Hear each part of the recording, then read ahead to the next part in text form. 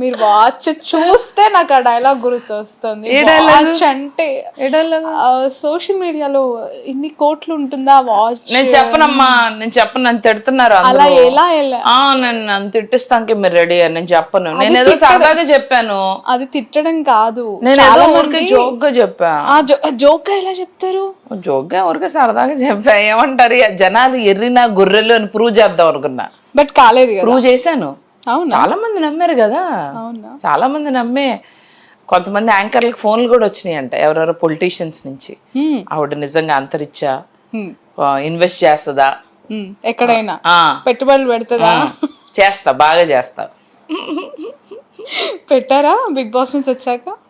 ఏంటది?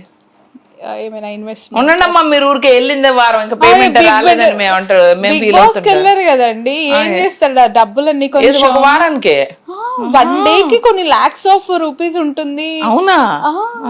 కొన్ని లాక్సా? లాక్సే రోజుకేగా. ఎన్ని వచ్చాయి? ఎన్ని లాక్స్ వచ్చాయి చెప్పండి మీకు? అన్నీ వచ్చినాయి. అన్నీ వచ్చాయి. ఏం చేస్తారండి? ఏదైనా మాకు జస్ట్ ఇట్లా కింద చూసారు కదా కొత్త కారు, చూడలేదా? కనిపించలేదు. అరే కొత్త రేంజ్ రోవర్ కనపడలేదా? ఎదురుగానే ఉందా?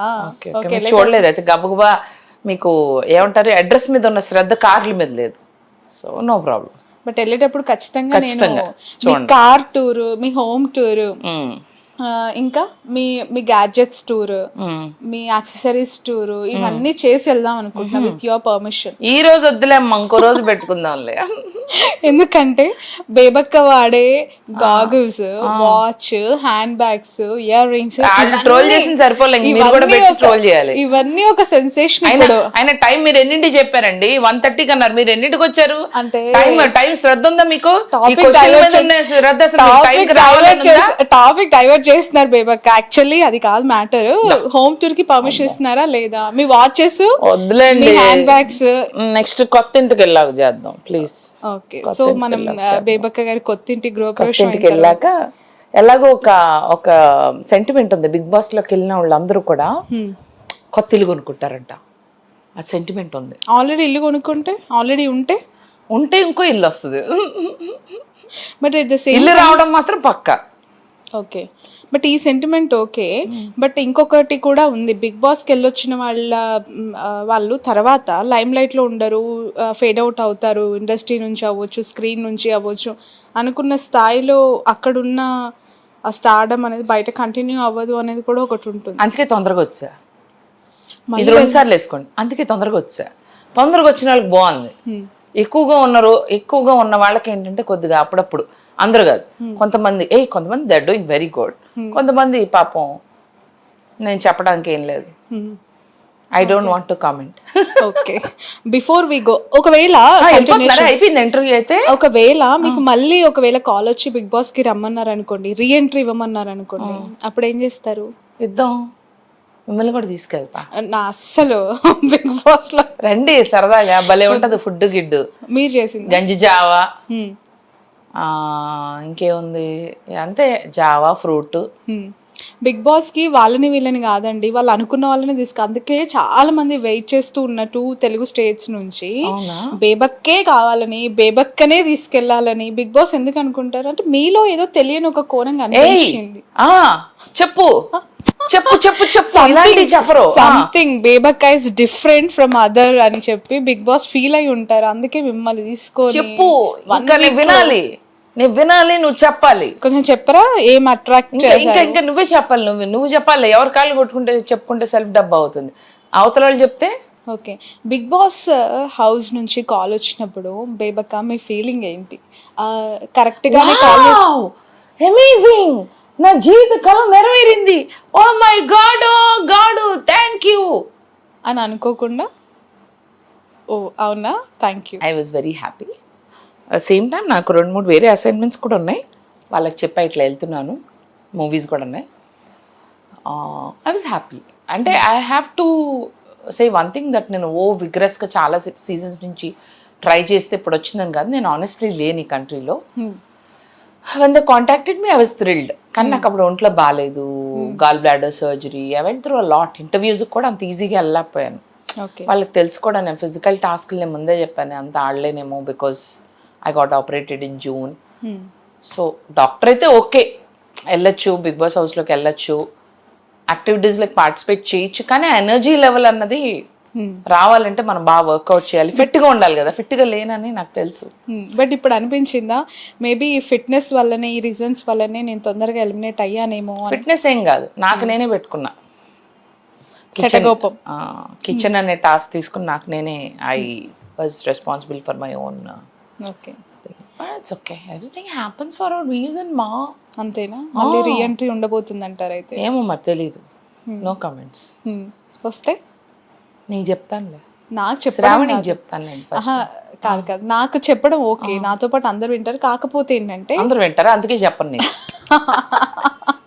చెప్దాం అనుకున్నా, కానీ ఎప్పుడైతే నువ్వు అలా అన్నావో నేను చెప్పను. క్యాన్సిల్ చేసుకుంటా, చెప్పడం క్యాన్సిల్ చేసుకుంటా, వెళ్ళడం అయితే క్యాన్సిల్ నాకు చేసుకో. ఈ డ్రెస్ నచ్చింది నువ్వు వేసుకున్నది. Thank you so much. మళ్ళీ ఎట్లాగో రీఎంట్రీ ఉంటుంది అని చెప్పి ఎందుకో చాలా స్ట్రాంగ్గా అనిపిస్తుంది నాకు.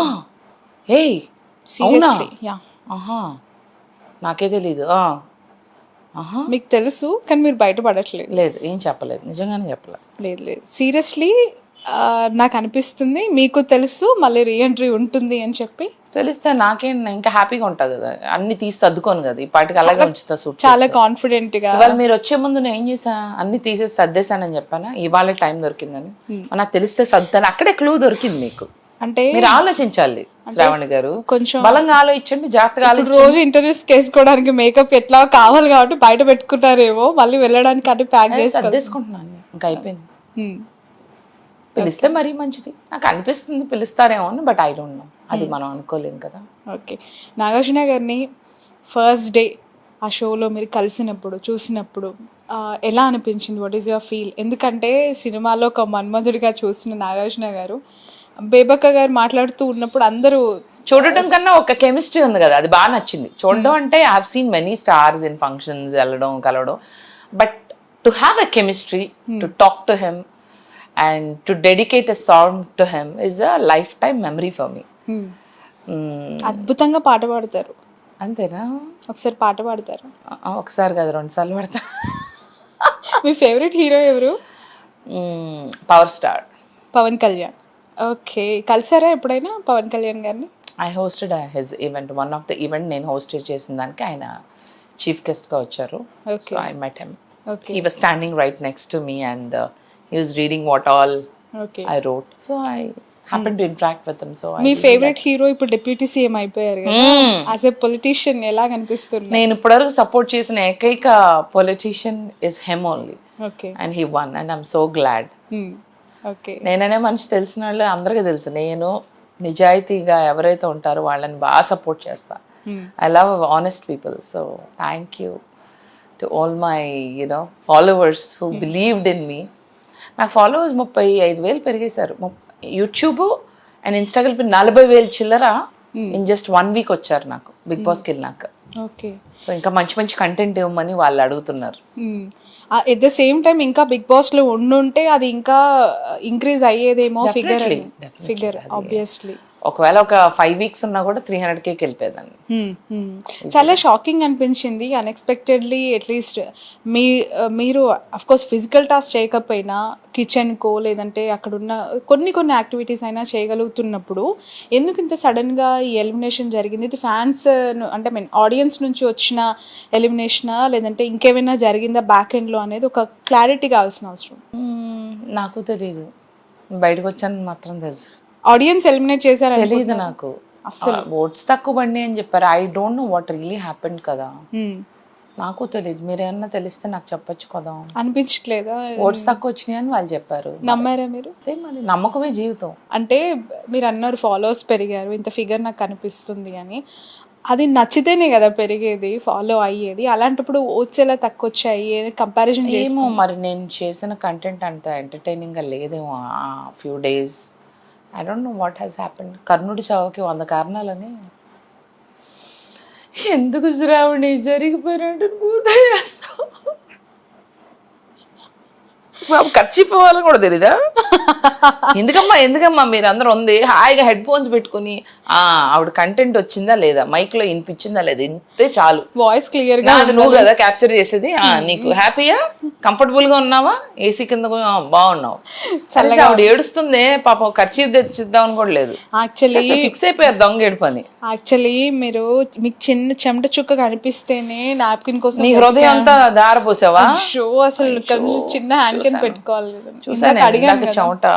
నువ్వు ఫ్యాన్ వేసాం మీరు చాలా కన్సర్నింగ్ గానే ఉన్నావు, కానీ వీళ్ళిద్దరు ఎర్ర చొక్కా బాబులు ఉన్నారు కదా, వీళ్ళ మీద నాకు చాలా తేడాగా ఉంది. వీళ్ళ చూపు ఇదంతా నాకు కొంచెం తేడాగా అనిపిస్తుంది. బట్